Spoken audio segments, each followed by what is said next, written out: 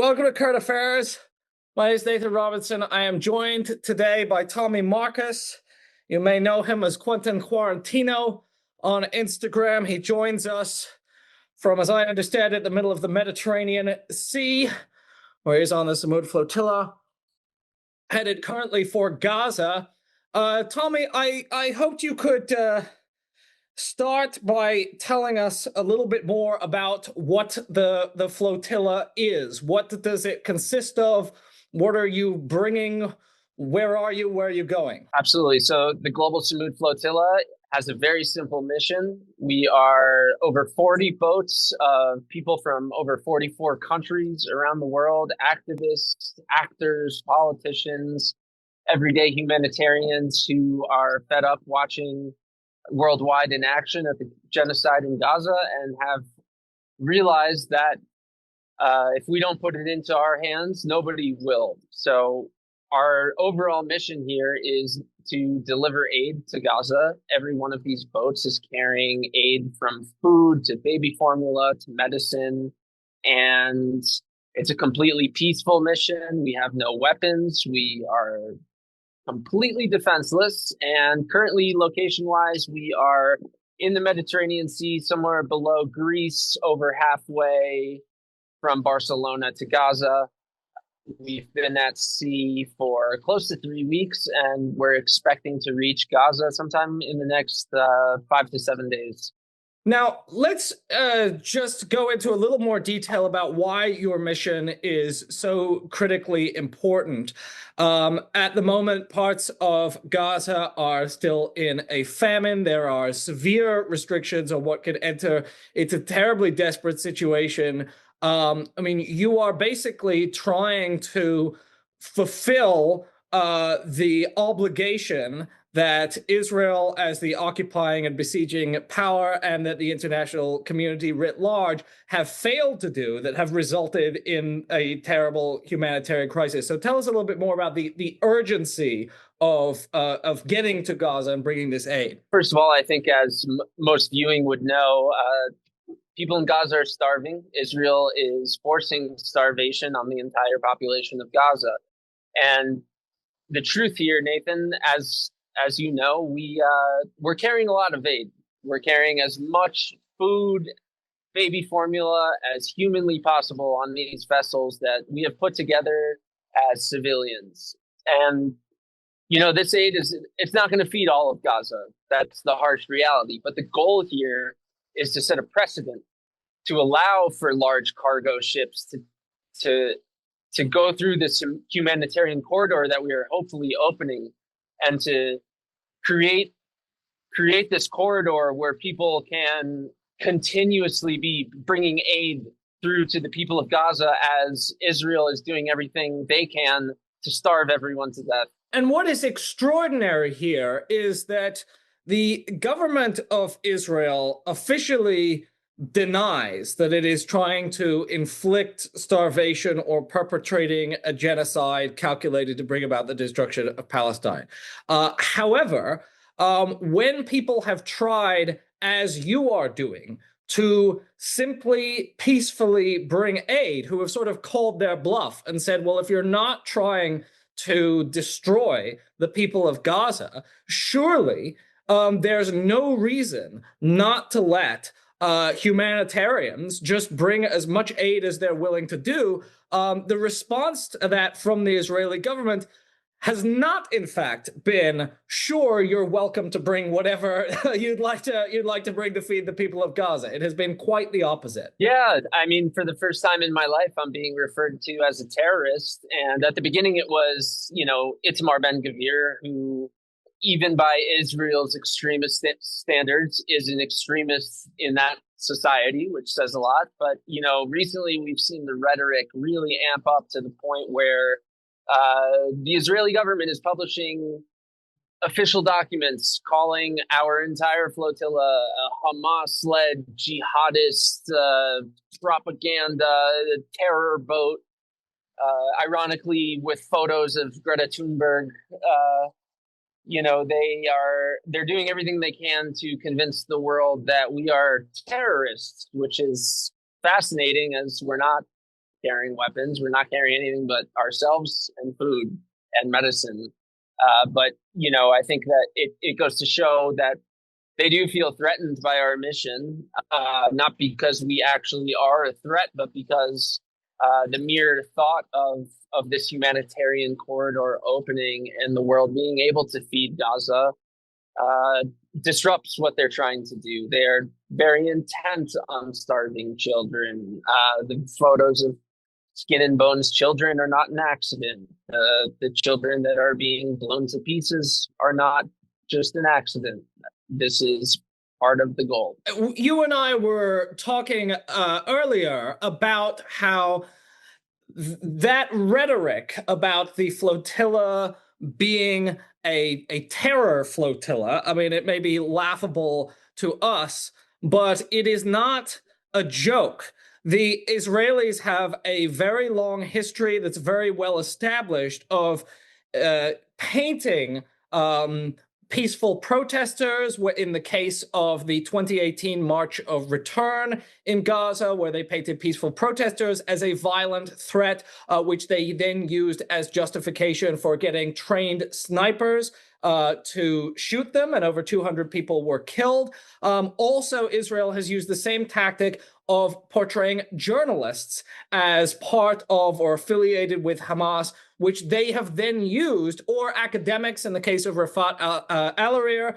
And it's not just empty rhetoric. What is done is that they are painted as terrorists, and then they become an actual violent target. So the shift in rhetoric on your flotilla, from just seeing this as a nuisance to treating it as a terrorist threat, matches a pattern we've seen of establishing someone as a threat, and therefore, in the case of Anas al-Sharif, a journalist, using it as justification to then kill them. Absolutely. And, to your point, when Ben-Gvir was first calling all of us terrorists and making those threats, it was genuinely funny. I was laughing. And so were all of us. But seeing the transition from it being, the very extremist portion of Israel calling us terrorists to, just the whole government is now, like, their official stance on us is that we are a terror boat, taking out sponsored ads, making tweet after tweet about how we're jihadists and making false links to, just doing everything they can to convince their believers that somehow this peaceful boat is a threat of violence. It's, yes, as you said, right out of their playbook. And to your point, on our boat, while we have people like me, an American citizen who's only ever done humanitarian aid work in my career, and we have politicians, we have European parliamentarians, we have the former mayor of Barcelona on boat.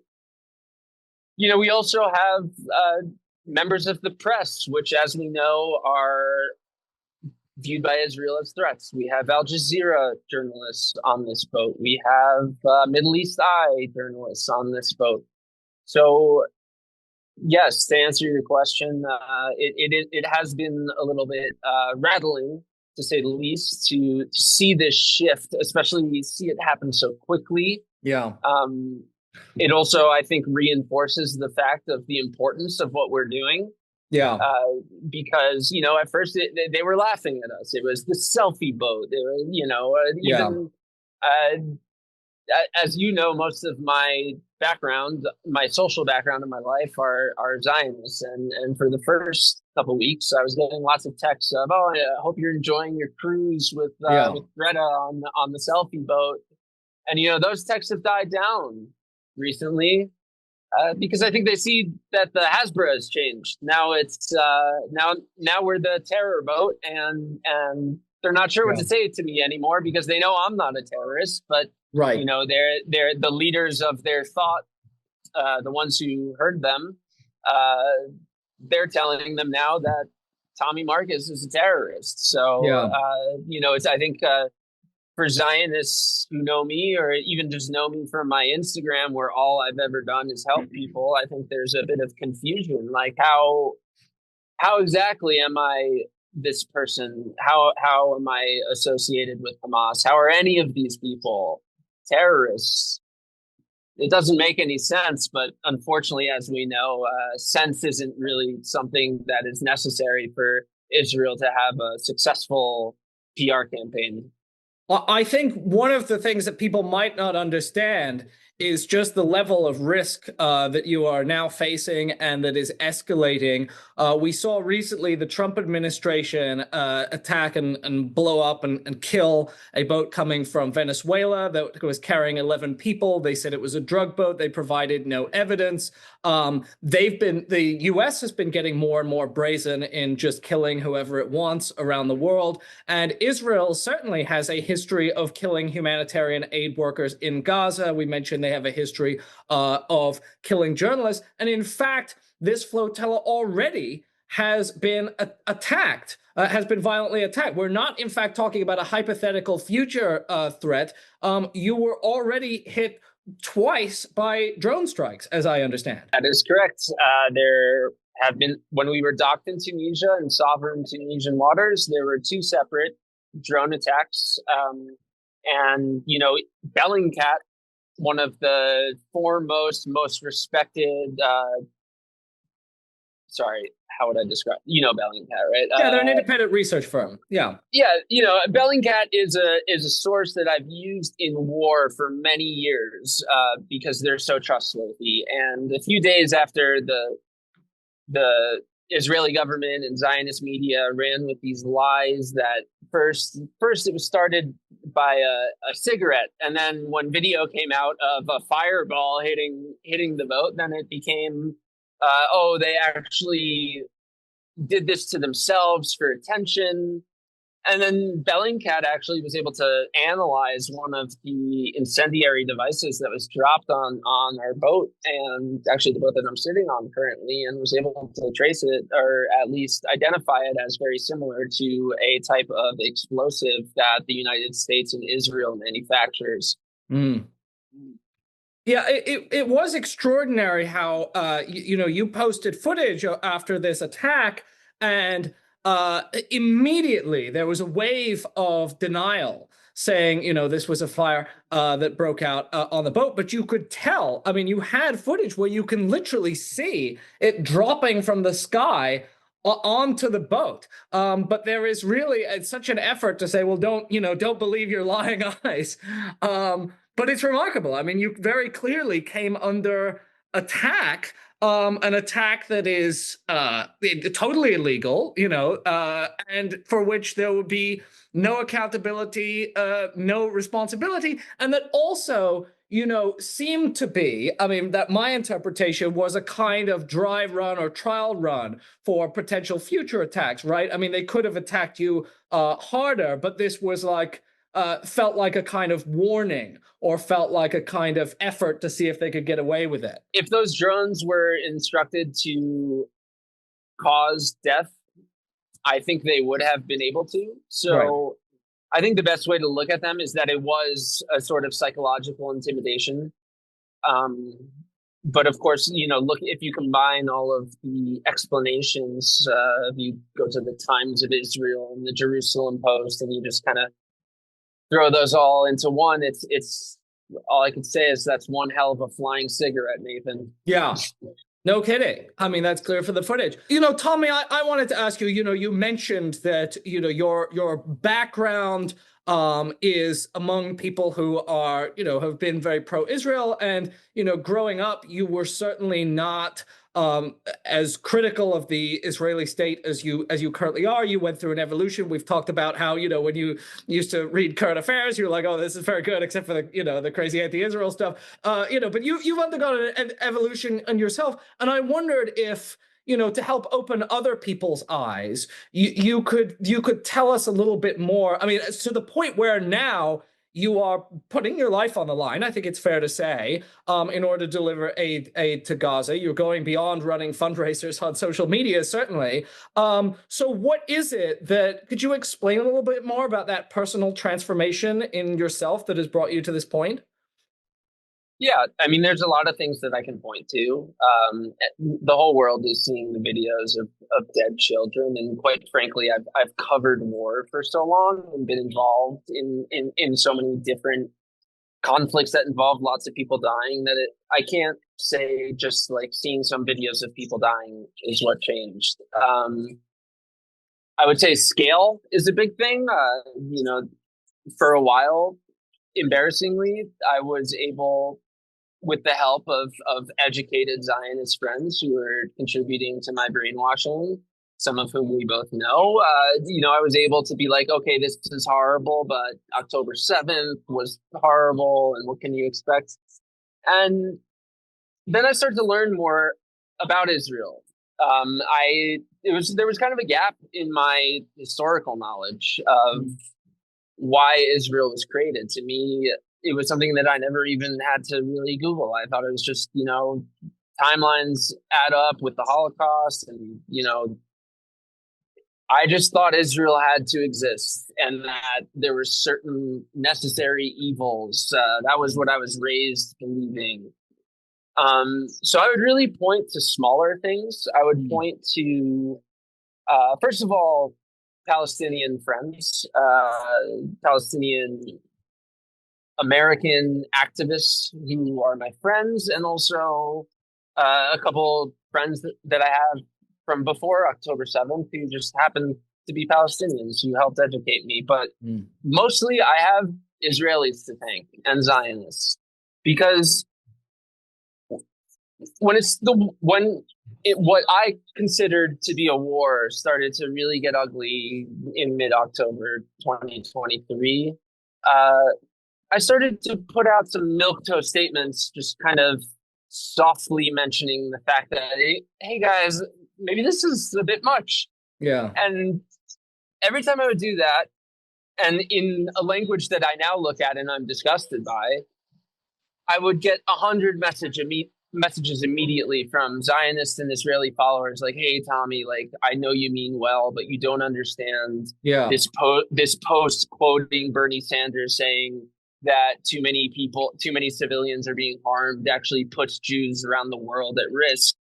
And as someone who's always been very proud of my Jewish heritage, like, that scared the shit out of me.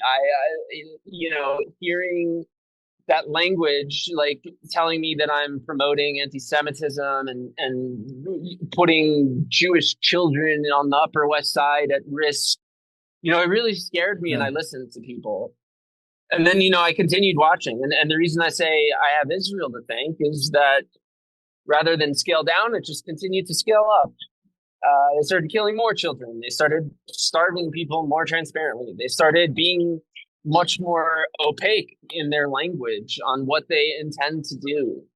And, I think there was also a level of me being a lifelong, like, my politics have always been based around Bernie Sanders got me into politics, but I think Trump kept me in politics, my hatred for Donald Trump. Yeah. And so for a long time, to me, it was just like, okay, the Democrats are the good guys.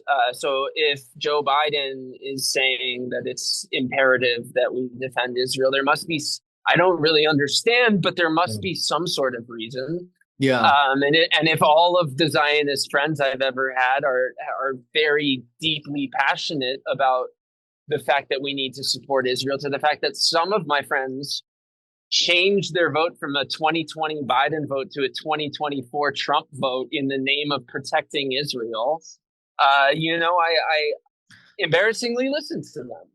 Yeah. But then I started watching, like, I can point to this one documentary, Tantura, at the beginning actually thought I was watching the wrong thing because the opening credits are all Israeli and Jewish names. And it turns out it's just a very straight up documentary interviewing the soldiers from the Nakba in 1948 about how they colonized Palestine with the violence that they used. And they very gleefully talk about the mass murders they committed and even rapes and killing children.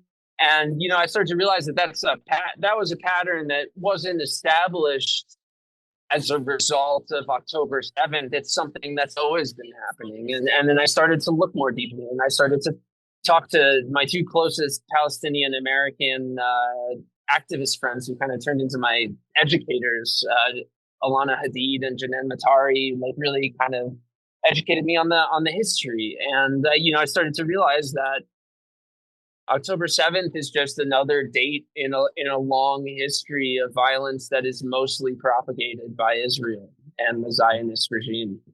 You talked about how, you got lots of messages from acquaintances, friends, family, etc., pro-Zionist saying, how could you say this stuff? I mean, I remember during that period, even to say we should have a ceasefire. In fact, Bernie Sanders, I think, was reluctant to even come out for a ceasefire for a long time. You would get such blowback just by saying, lamenting civilian deaths. Not to ask you to speculate or psychoanalyze, but you've talked to a lot of such people.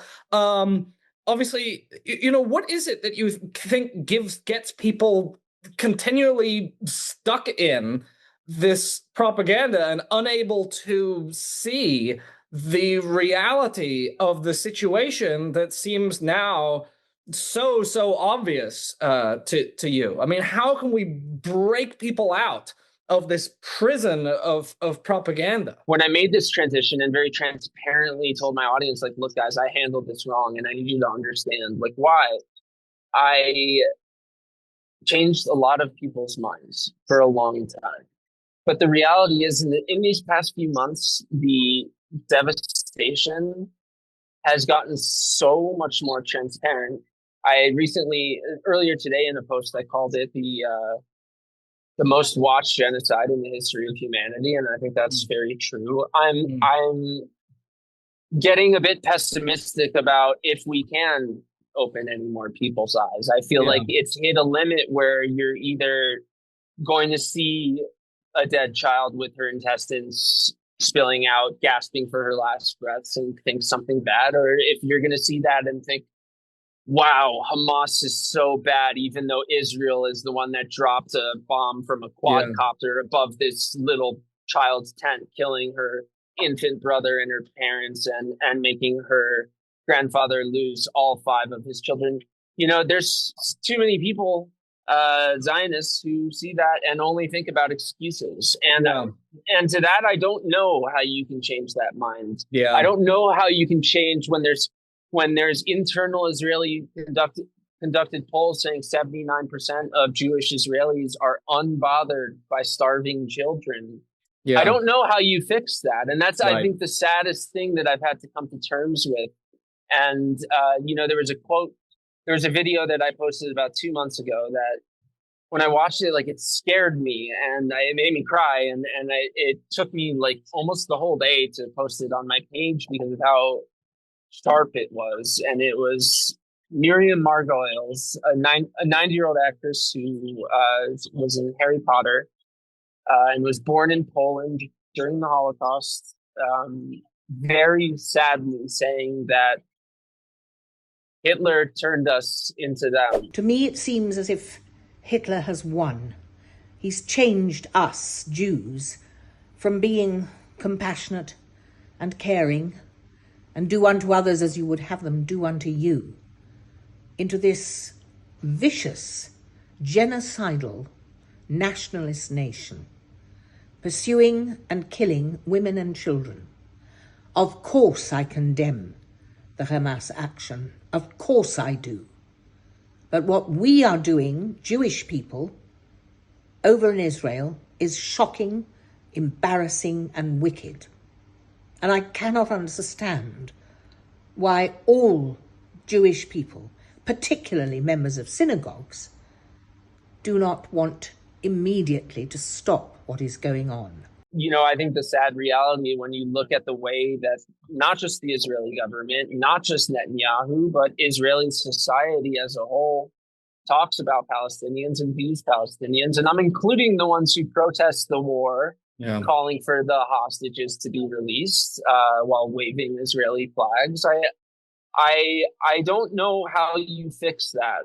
And I wish I had an answer. I wish I understood why I personally have received tens of thousands of death threats, why people have been sending me my address since I was very softly calling it a genocide at the beginning of this year.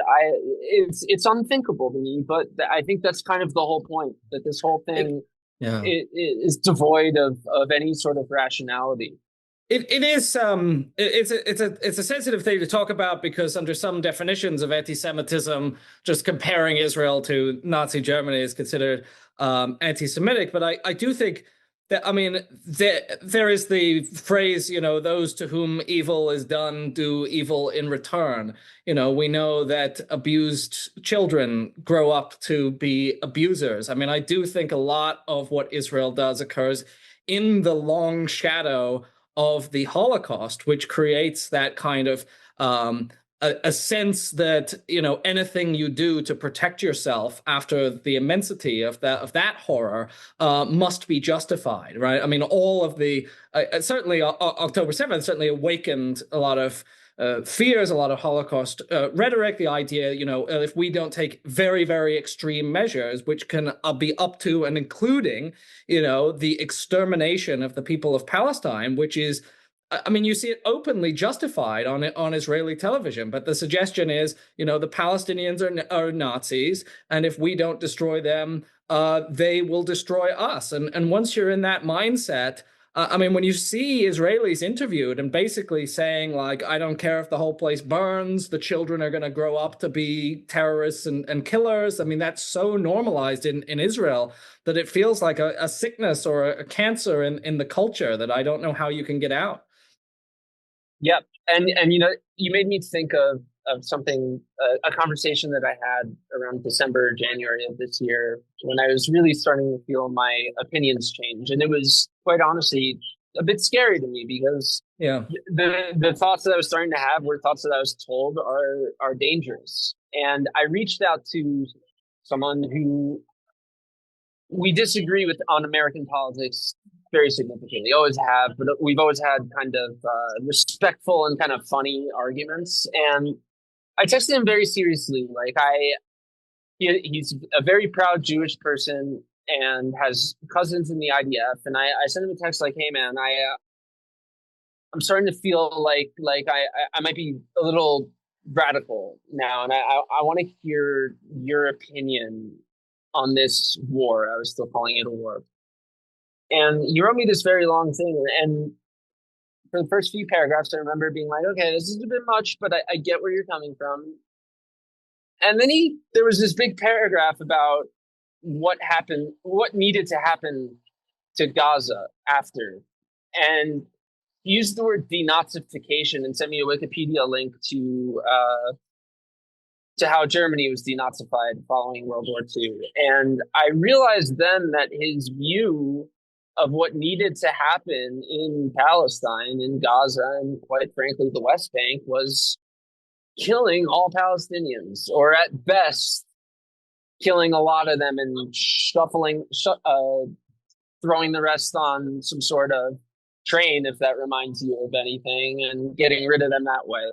But I realized then that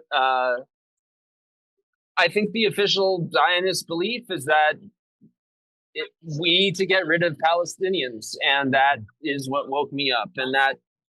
And small things as well. I remember this video from the West Bank that I watched this past fall, and it's so minor, but it really stuck with me. It was a bus full of Palestinian women, very clearly just like going from point A to point B, maybe to work, or I don't know where they were going, but they were harmless Palestinian women. And you watch this Israeli IDF truck smash into the bus, and some women fall out and they're yelling. And at first I thought maybe that was an accident, like maybe, or maybe just one bad apple. And 10 seconds later in the video, another IDF truck comes and smashes into it even harder, and the bus topples over. Yeah. And it's little things like that, and settler violence in the West Bank, and just the small things like these quotes from soldiers that really have stacked up over time. It's not just one-offs. I mean, the amount of genocidal quotes and horrible things that I've heard Israeli soldiers say. It's like it's not a bad apple, it's the entire system. So yeah. Yeah, I mean, there was a sniper from Chicago quoted recently just talking casually about, how he shot a Palestinian who was trying to retrieve his brother's corpse. And, he just didn't even think twice, was just like, why was he retrieving the corpse? Like, could the humanity of the victim was just so totally erased? There are all these quotes from soldiers around the Gaza Humanitarian Foundation's sites who say, we use tank shells as crowd control, right? I mean, we just throw grenades into crowds to corral the crowds. I mean, that's the level of dehumanization, and then it goes all the way to the top, right? And not just Ben Gvir and Smotrich, who are in the government, but Israel's security intelligence chief after October 7th said we need to kill 50 Palestinians for every Israeli who was killed on October 7th, even if that means children. I mean, just. And I don't know how you deal with that level of dehumanization. The only thing you can do is put a stop to it via force, which is why it's so frustrating to have a U.S. government. So I want to talk just about U.S. complicity, and then I want to conclude with what the world needs to do. Because, we've talked about Israel, but you're an American, I'm an American, and everything Israel does is backed by the United States. We have a responsibility. It's not just that you have your background is Jewish that gives you a tie to this issue, but the fact that our taxpayer dollars are funding it. So maybe you could talk about the role of the United States here briefly. Yeah, it's shameful. I've always been critical of the United States, and that's, most of my political action has been criticizing domestic American policies over the past 5-6 years as I gained dominance for what I do. But nothing is more despicable to me than our complicity in this genocide. And knowing that it comes from both sides of the aisle, it almost breaks my heart in a way. Like yeah. I campaigned for Kamala Harris. I did everything I could to try to get her elected. And the reality is, when I think about it, I'm not sure that things would be any better in Gaza right now if Kamala was elected. Maybe a fraction, but at the end of the day, there'd still be a genocide ongoing. Yeah. Maybe she'd be putting out a little fluffier statements about how sad she is. Yeah, they'd be sadder about it. That's the difference. Right. Yeah, no, seriously. And that brings me to another kind of, it's all about the vocabulary is so different. On October 7th, Jews were murdered, but in Gaza, Palestinians are sadly dying, and that's a difference in terminology that I see so often from Democrats, from every Democrat. I mean, coming back to this flotilla, I live in Los Angeles now, but I haven't changed my address. So my my representative, if I were to be held by Israel or worse, is Cory Booker, who has received. Good luck. Yeah, so it's like I have no faith in our country, and I think the saddest part is that I'm really good at helping people get elected. My posts were actually studied by super PACs this past fall on the effectiveness of me getting on the fence moderates deciding between voting for Trump and Harris to vote for Harris. And I was ranked one of the most effective people on social media at doing that. But I have to be honest, I'm not willing to do that if we parade out in 2028 and in the midterms people who are not calling this a genocide, calling Israel what it is. It's to me, it has become it is like it's the moral question of our time is, will you call it a genocide, and will you call out Israel? Will you stand up to Israel? Will you turn down their dollars? And to that point, I've burned so many bridges that I have to be a little bit vague on a podcast. But, recently I was approached by someone who inherently I should be rooting for to win an upcoming election because they are up against the MAGA opponent. And I do hope they win. And I was offered a paid opportunity to try to help them. And I would be good at helping them, but that person has received a lot of money from AIPAC. And after I found that out, I quite honestly, I said, go fuck yourself. And it's sad because America does need this person to win. Yeah, but we need to fight I'm MAGA, not as you willing. said. I'm not willing anymore to sacrifice to me. That's blood money on my hands. And the funny thing is, I don't think anyone would ever have learned about me doing that. I could have done it very quietly. But I'm not. Watching this every day and watching people excuse it, and now like I talk to so many people in Gaza every day. I talk to almost all the remaining alive journalists I'm in communication with, I'm collaborating with. I'm even collaborating with children, which is so depressing. There are 10-year-old children who on a daily basis I'm talking with their parents and putting up their videos, pleading to my American audience to care about them. And it's so depressing, and it's just, it's on a level that I can't be complicit in any way. And that includes helping people that objectively help America.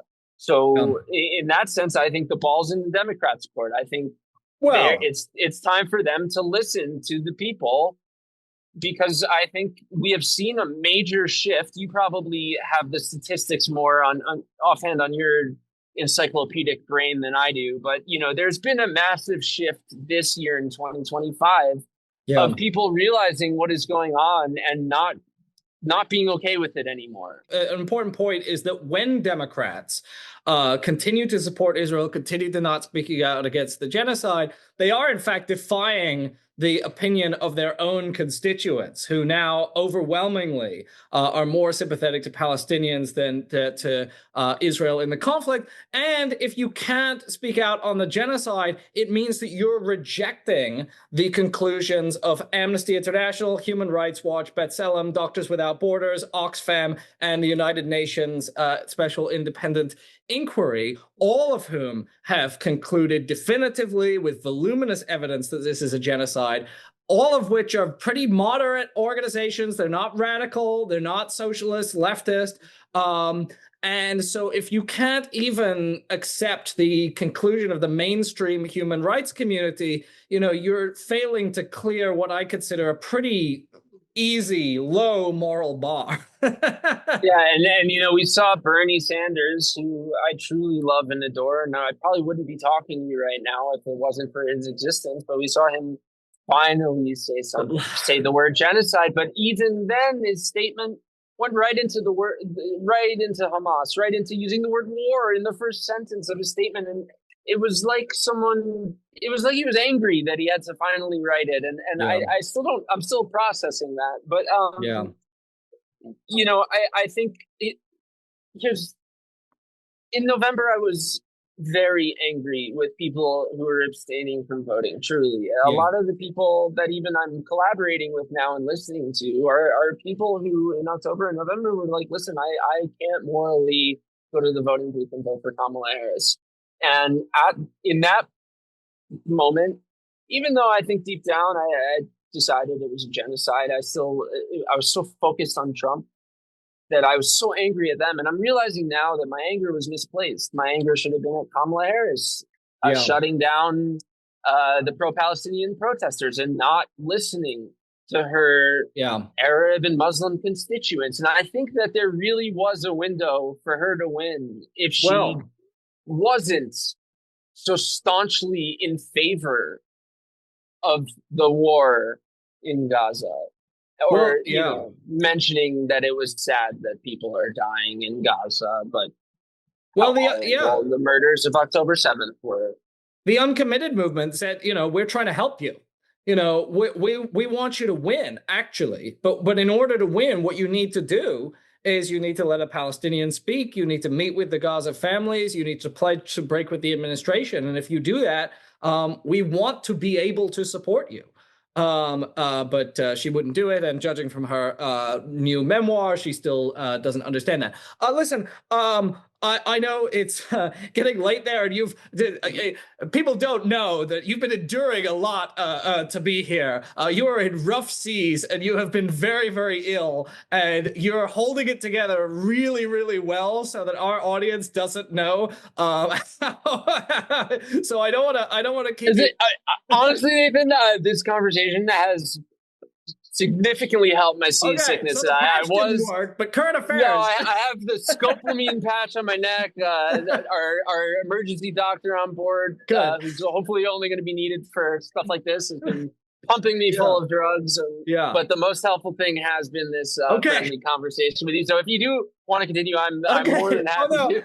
I wanted to conclude by asking you about the message to the world, because a lot of people will hopefully listen to this conversation and will admire what you are doing, and will think. I think the first instinct people will get is, how can I get a boat and how can I come to join you? So what do you say to people who are like, should I give money? Should I call my member of Congress? It's very, very important for people first to understand what you're trying to do, what is going on in Gaza, and the threat that now faces, first off, everyone who's surviving in Gaza, and also the threat that now faces the flotilla activists. But yeah, if you could speak to people who, let's assume now, are completely on your side and outraged. Yeah, I think we need people to be loud. I think Palestinian people are desperate for people in America to be loud, louder than they already are. And,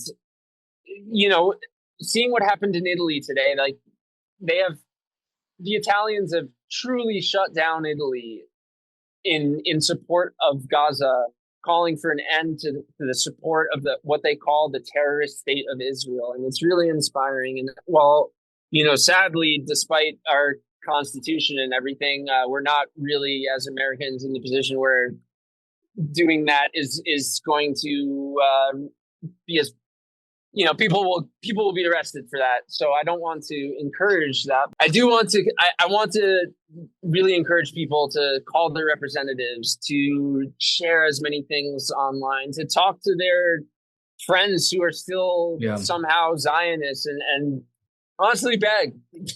And to the people who are asking, how can we get on the boat? I'd say maybe wait this one out and see how we fare, because to be quite honest, we're a bit scared right now. I wish I could just put on a total badass, like, I'm scared of nothing face. But the truth is, as we approach Gaza, we're preparing for the worst. We're running drills about potential lethal force being used upon us as we enter Israel's waters. As it has before, right? There was a famous incident where Israel killed 9 people on one of these 8 flotillas long before October 7th. Correct. And many other of these flotillas have been sabotaged in other ways. So, we don't really know what's going to happen. And quite frankly, the Palestinians, first and foremost, need you to be loud. But we also, us on the flotilla, regardless of whether it's me from America or the people on board here who hold slightly less valuable passports, we need your help too, because we really feel that Israel is laying the groundwork to excuse themselves to the world for using violence on us when it's completely unnecessary and without any grounds. Yeah. But, as you can see in Venezuela, it almost feels like they're preparing the world for, like, oh, okay, I guess this is the thing we do now. So, yeah, we're a bit scared, but we're not going to be deterred. And there's what's going to happen to you, and there's also what is being prepared for Gaza right now. Because as much as horrific as this genocide has been already, the plan is for it to continue to get worse. Every moment matters. Israel is currently destroying Gaza City building by building. We know, because of statements at the highest levels of the Israeli government, that the ultimate plan, which Donald Trump has endorsed openly, is the full ethnic cleansing of Gaza and basically divvying up Gaza's valuable beachfront real estate. Yes, this is a genocide, but it is not a completed genocide, which means that there is still opportunity to change U.S. policy, to cut off arms to Israel, to sanction Israel, to make Israel an international pariah, and to put it under in fact, now that this is a declared genocide, there is actually a legal obligation for the countries of the world to militarily intervene against Israel. That's fairly unlikely, but if we're taking our obligations seriously, we have an obligation to prevent an ongoing genocide from being completed.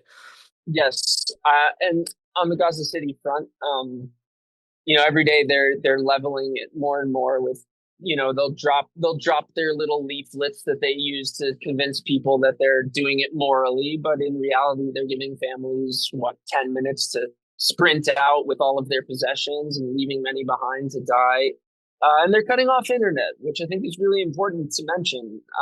For 2 days, every one of my contacts in Gaza City was unreachable, and as the internet started to return, it was a slow roll. So some of the people I've become very close to were checking in with me, and some of them weren't. And something that I've talked about a lot is, and I should have mentioned earlier, is one of the things that really touches me in an emotional way is when journalists my age are killed. Anas al-Sharif's murder, I think, was actually the most impactful thing that happened in my brain, because when I look at people like that, I imagine myself, if I hadn't been born in New Jersey and lived a pretty lucky American life, I hope that if I was born in Gaza, I would have had the bravery and courage to be someone like Anas al-Sharif. So as that blackout continued, and some of the people that I platform and speak to and genuinely consider my friends, I started to fear the worst, and I had it's been, for all of us, I think, we on this flotilla, we go on and off on kind of our sanity, quite frankly, and while I wasn't able to reach a few of my closest contacts who I really care about, I became convinced that they were dead. And I really just like seeing the one check mark on WhatsApp in the past in some of my other humanitarian work in Ukraine and Afghanistan. That one check mark has meant death. And I sat there just staring, like contacting other people who had gotten their internet back. Like, do you have any idea? And, luckily they all ended up being all right. But I know that one day I'm going to get a message that one of these people, one of these brave journalists who are risking everything and knowingly risking everything to show the world what is happening, and they know it too, which is why I don't feel bad saying it. Like, Israel's going to kill them, at least some of them, and that's a really hard reality for me to bear, especially as someone who's giving them a larger platform. And when Israel entered Gaza City, I sent each and every one of them a message, being like, I need to. I even had someone here who spoke Arabic translate it for me to just make sure that they understood. Like, I need you to know that my page is really prominent and has a lot of eyes on it, and I personally believe that being on your page you being on my page puts you in more danger. And every single one of them responded, I know. Yeah. But I want to, they know that it's very likely that death awaits them and even possibly their families. But they know that the world has abandoned them, and they know that their Instagram posts are some of the only things reaching the masses.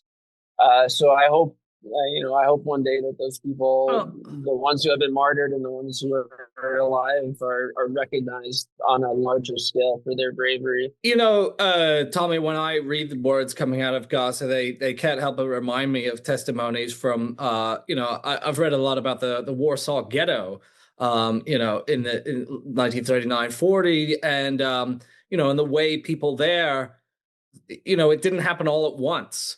It got, people would be killed one by one, and there's a slow realization that, it's a matter of time before everything is destroyed. But as we look back upon, that kind of horror, we think, wasn't there a moment here where the world should have intervened? Well, wasn't there a moment here? Couldn't it have happened at some point before everything had been destroyed and everyone was gone? So many people are already gone in Gaza and knew they were going to. When you watch those interviews with like Rafat Al-Arir, and he, the bombs are falling, you can hear the bombs behind him, and he knows that the one with his name on is coming, and then it did.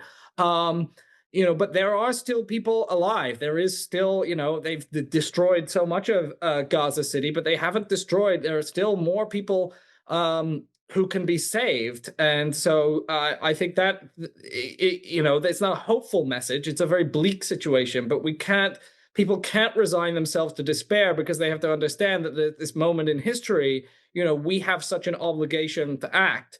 And, you're doing the small thing that you're capable of with the reach that you have and with the little boat, doing everything you can.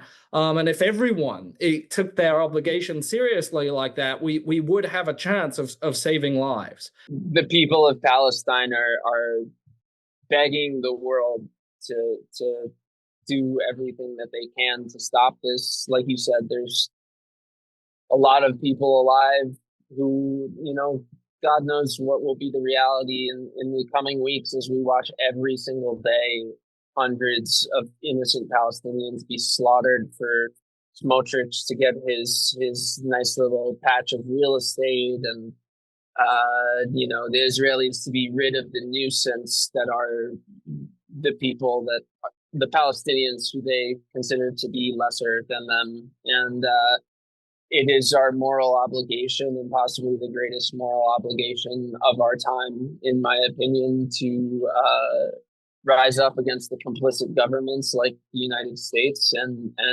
do something. And that's why I'm standing here on this boat. That's why, even though I truly am scared for my safety at this point, it's not like a guiding emotion in my brain right now, because there's that quote that has gone around for a long time. What you're doing right now is what you would have been doing in the Holocaust. And I really subscribe to that. Yeah. I want to one day be, if I have children and grandchildren, I want to be able to say that I did everything that I could. So am I personally going to stop this genocide? No, I'm not. I wish I could, but I'm just one person. I can make effective posts. I can raise $2 million. I can feed some children with that money. I can give some children new limbs from that money, which I have. I could bring some aid on this boat and bring more attention. But the reality is, we need everything. We need as many people in the world, and it's so urgent. Yeah. Every day. To give you an example, a few days ago, we were approaching a storm on this flotilla, and there was some talk about, should we slow down, because it actually is everyone's gonna get sick, and I've been sick as hell for the past few days, but yeah. I think the consensus was we don't have time. Every minute matters. They're doing it so fast, they're escalating so quickly, it feels exponential at this point with the incursion of Gaza City, that there's no more time. Yeah. We're running out of time, and the people of Palestine are begging the world to stand up for them. Yeah. And, I would hope our audience, everyone hearing this, would take that very seriously. And, you don't have to be you don't have to have the physical courage of someone like Aaron Bushnell, who, self-immolated in front of the Israeli embassy to protest this because he took seriously that idea that this is, you have to think about what you would have been doing during past historical injustices and act accordingly. You don't have to head for Gaza on a flotilla boat, but you do have to think seriously, what do I have the capacity to do and the obligation to do? And given my power and whatever resources that I personally have, what is it I can do? And you've done that. We at Current Affairs try and do what we can with the little magazine that we have, and we would just encourage everyone else not to view this as a spectator who says, oh dear, isn't that sad? Lives are being lost, but who understands that people in power want you to think you're powerless. That's a very important part of how they get away with things, is convincing you that you can do nothing. And so you have to resist that. You have to reject it. You have to understand that you are capable of action. I want to add one more thing, because I've talked a lot about myself on this flotilla, and the reality is, while I am making a big sacrifice personally, and I am putting my safety at risk, there are people on this boat within 20 feet of me who are putting themselves at substantially greater risk. For example, my friend Kieran Andrew, who's a Palestinian British citizen, and his entire family lives in the West Bank. And he knows not only will he likely be subject to harsher treatment if they do try to intercept us, but he'll also never be able to see his family in Jerusalem again. Or Rima Hassan, the French MEP who was born in a refugee camp in Syria and is fully Palestinian, and on the last mission was held in prison for 5 days. At the end of the day, I'm an American. I have Jewish blood, and I have a lot of privilege compared to other people on this mission. So I want to acknowledge that, while also, I am scared, and who the hell knows what's going to happen to me as well. But I want people listening to this to also understand that there are people making some of the largest sacrifices I've ever seen human beings make, and I know a lot of people watching this will be my audience, and I just want them to understand that. Mm-hmm. Well, we wish all of you the best of luck on your absolutely crucial mission. Nothing could be more important right now. We know that and as we've emphasized, your safety is at serious risk. You've been followed by a drone. You've already been under attack, and the groundwork is being laid for potential further violence. And of course, we would always emphasize that even that pales in comparison to what is currently unfolding and being done to the people of Gaza. So we thank you for speaking to us today, Tommy Marcus, aka Quentin Quarantino, from somewhere in the Mediterranean aboard the Global Sumud Flotilla. Thanks so much, Nathan. It's truly a pleasure to call you my friend, and I'm sorry for once calling your opinions on Israel kooky, but I blame my Zionist friend who introduced me to you for that. It wouldn't be the first. And it's a pleasure to be educated by you. You sent me books, I've read them, and it's an honor to be on this podcast. And well, it's our great privilege to be your friend, Tommy. Thanks for watching. This video is a product of Current Affairs magazine, the country's leading independent left print magazine based here in New Orleans, Louisiana. Go to currentaffairs.org to find out more about us, and currentaffairs.org/subscribe to subscribe to our absolutely gorgeous bi-monthly print edition. Get it in your mailbox. You can also subscribe to the Current Affairs News Briefing, the Current Affairs podcast, or you can subscribe to our digital edition. Current Affairs is entirely reader-supported. We have no ads. We have no corporate backers. We depend on you. So please consider purchasing a subscription or making a donation to Current Affairs today. We are a 501c3 non-profit organization, and your donations are tax-deductible to the extent allowable by law. Thanks for listening. Thanks for watching.